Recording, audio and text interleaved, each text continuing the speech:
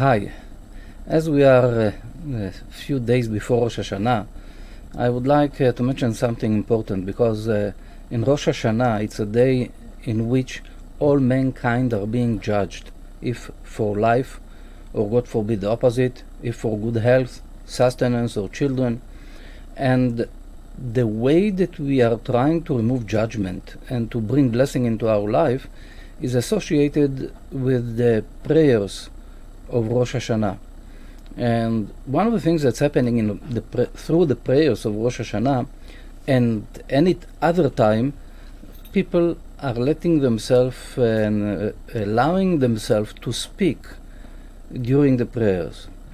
We need to understand that it reduces the energy of the prayer for the person himself that talks and for the rest of the people in the place.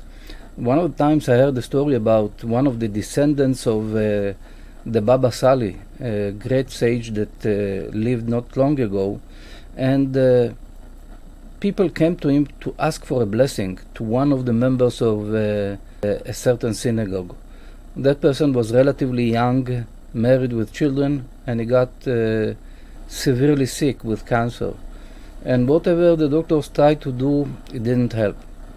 And friends from the synagogue came to the righteous person to ask him if he can bless that person.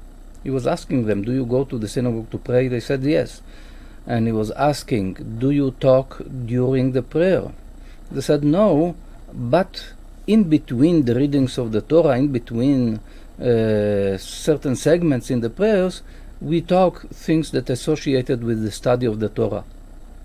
He answered to them, if you are going to accept upon them yourself not to talk at all during the prayer from beginning to end, and if anyone wants to talk, he should go out of the synagogue, then I can promise you that that person will get cured. They accepted it, and the person got healed totally from a severe cancer, which means there is a lot of power in the prayers in a synagogue while you are totally focused in the prayers and nothing else. You don't bring anything else into the picture. So therefore, one recommendation is don't talk during the prayers. Just focus on the prayers. And obviously not to argue with other people that might talk and to bring energy of dispute into the synagogue. This will be worse. So at least do it yourself to begin with, and try in a nice way to convince others that it's important not to talk during the prayers. This is one thing. The other thing is the power of Amen. According to Kabbalah, Amen is connecting between two realms of energy, between the realm of the Tetragrammaton, the name of God, which is the higher level of energy, into our, let's say, more physical or more manifested reality. And the connection between these two realities are symbolized with one word, Amen. It creates that union between the spiritual and the physical reality. This is a very high channel of energy to say Amen in the proper time, in the proper place, when someone is saying a blessing. But what happens many times, people that are being like the cantor in the synagogue or the chazan, many times at the last word of the prayer, of the blessing, they will continue with the melody with that word.